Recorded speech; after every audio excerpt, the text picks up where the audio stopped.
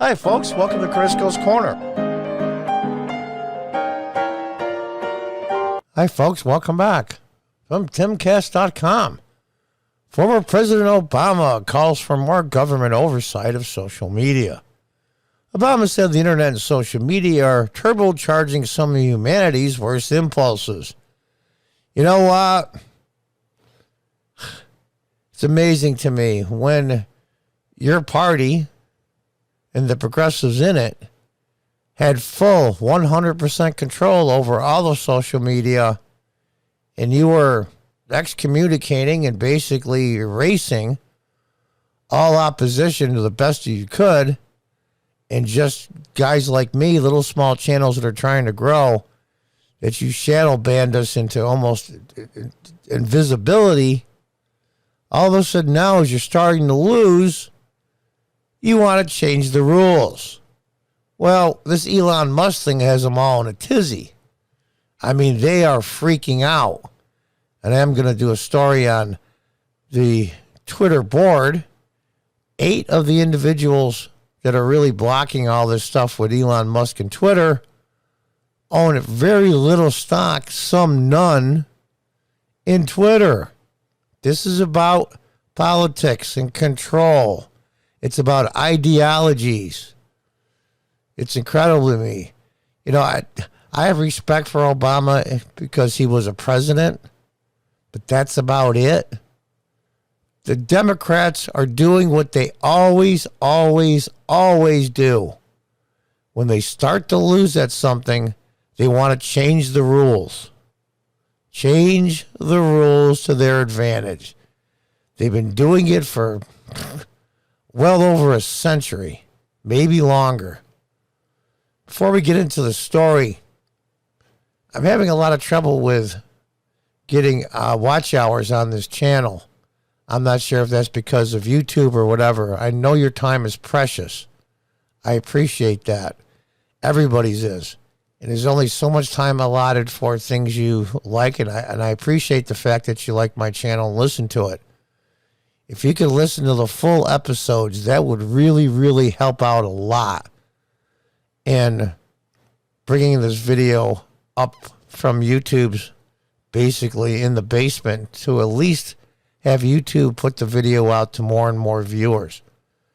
The more longer people listen, the more they like, and the more they leave a comment in the comment section, even just to say hi, the higher in the algorithm this video will go. Doesn't cost you anything. I know time is precious. I get that. But an extra 5 or 10 minutes every time you watch a video is what I'm asking for. For some people, that might be a lot. And I appreciate everybody that does listen. I'm trying to break through, and this is one of the ways to do that. Let's read on. On Thursday, while giving a speech about disinformation at Stanford University, that bastion of conservative thought, Obama said that the internet and social media were turbocharging some of humanity's worst impulses. Technically, I agree with that. But that's the part of free speech you have to put up with. Put up with speech that you simply don't like. It's like those hate speech laws. It's ridiculous. There's no such thing. There's people that say hateful things, but it's not hate speech. It's ridiculous. It's an excuse for these social media monsters to excommunicate people they don't like. And as we all know, and we're going to read on the story here, Section 230 of the U.S. Code basically gives waivers, and does give waivers, to all the social media giants not to get sued.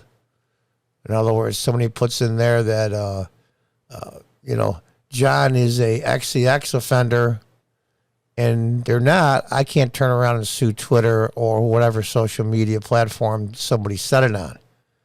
It gives them a waiver. And that was done early on in the internet. But now they're using it as a cudgel to say, well, you're saying this and you're going against our terms of service that. So they get pick and choose who the winners are, which makes them publishers and not platforms. Publishers can be sued. So they're getting the best of both worlds, and they're seeing that's going to start to end soon. And so, like I said, they'll do what they always do, and what Democrats always do. They change the rules when they start to lose. At least they're consistent in that.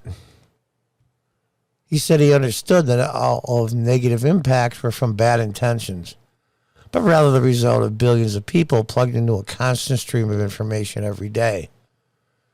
Yeah, he doesn't believe a word of it. Not a word.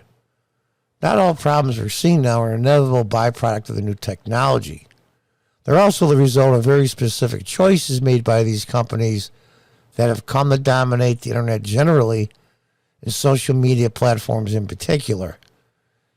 Yes, he knows what's going on. In fact, I do give him credit for this. When Obama first ran in 2008, he was the first of any consequence to use social media, especially Facebook. He connected with hundreds of thousands, if not millions, of young people. Very smart on his part. I give his people credit. But now they can't control everything anymore. Now, as this Elon Musk thing has put him on to a tizzy, it's like Trump all made him crazy. They're losing their monopoly, and they don't like it. Too bad. You know that most social media was designed to cause people to stay on longer in artificial intelligence and not seek the best results. That's all true. But they certainly didn't mind people staying on longer. And they didn't mind it was hurting a person's well-being when they were winning. And they were controlling the media. All of a sudden now they're starting to lose control little by little. They don't like it, so they'll change the game, change the rules.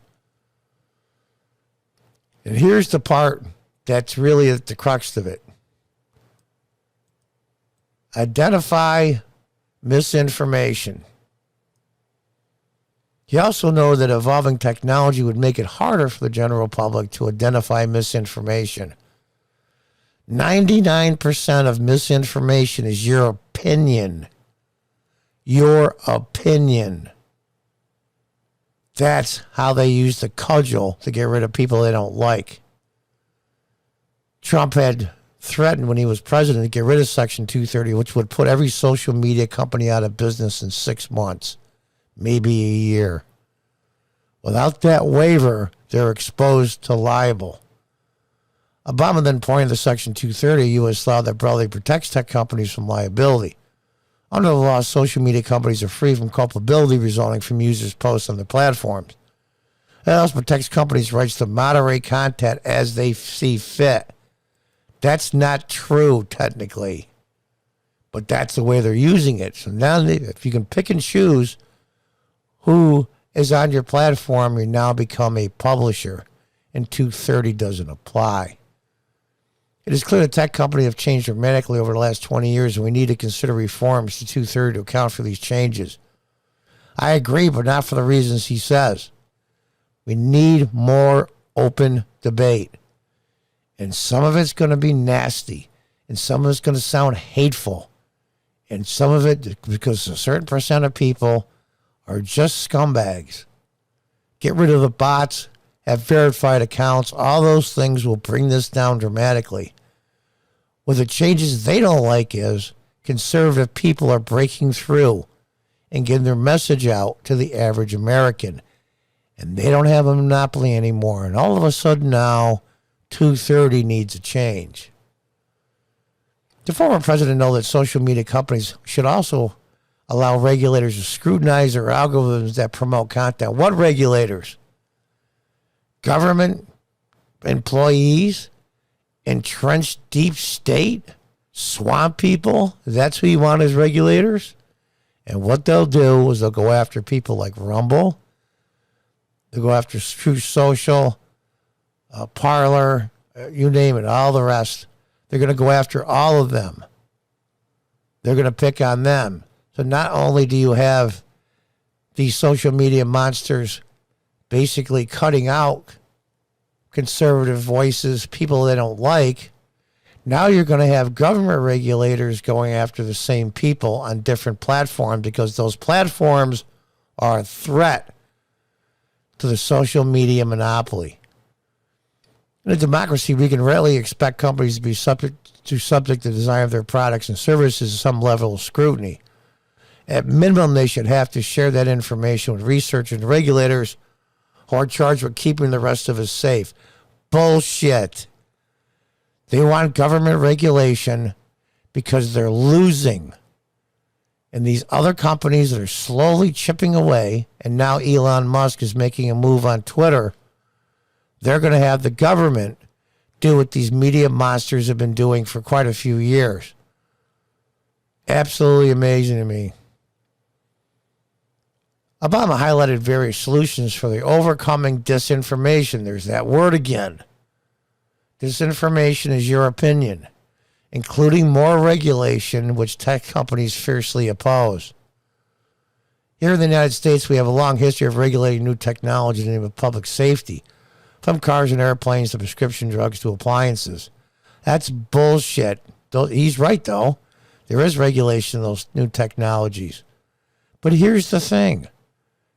You don't want to listen to someone, say you have a Twitter account, and you don't want to listen to someone because you think that they're monsters. You think they're just horrible people and evil. Just block them out. You don't have to listen to it. You can make that individual choice. The social media company is making that choice for them. Just don't listen to people you don't like. Period. It's like any television show. When the ratings go up, ratings go down, whether it be news, entertainment, sitcoms, you name it, the list is endless. How do people decide what stays? They vote with their viewing hours. If you don't watch a show, it will go away. Look at CNN Plus is like an incredible example of this. They lasted 1 month. 1 month. And it's reportedly they spent $100 million to set this up. And they lasted 30 days. And while companies initially always complain that the rules are going to stifle innovation and destroy the industry, the truth is that a good regulatory environment usually ends up spurring innovation. Good regulatory environment has never existed. I shouldn't say never. Very seldom. Regulatory things such as natural gas and oil and all the other million regulations that are on there. Should have some? Yeah. But what they do is the regulators are the deep state, federal and state employees. They go after people they don't like in industries they don't like. Very seldom is there good regulatory environment because it raises the bar in safety and quality. Safety for who? If someone you don't like triggers you on Twitter, just don't listen to them. There's ways to cut them out from your feed. It's very simple. And quality. We talk safely and we have quality content, but the opposition doesn't. And that's the reality of it. This whole thing is a scam, an absolute scam. And like I said, the Democrats do what they always do. When they start or see and they're starting to lose their grip on a monopoly, in this case, social media monsters, they start to panic. Oh, we need government intervention now. Whereas before, when they were saying all kinds of horrible things against people they didn't like, it was okay. And all of a sudden now he's concerned about turbocharging some of humanity's worst impulses. You lie, you lie, you lie. But that's all the Democrats have is Obama. That's all they have that's a decent public speaker, that's intelligent and charismatic.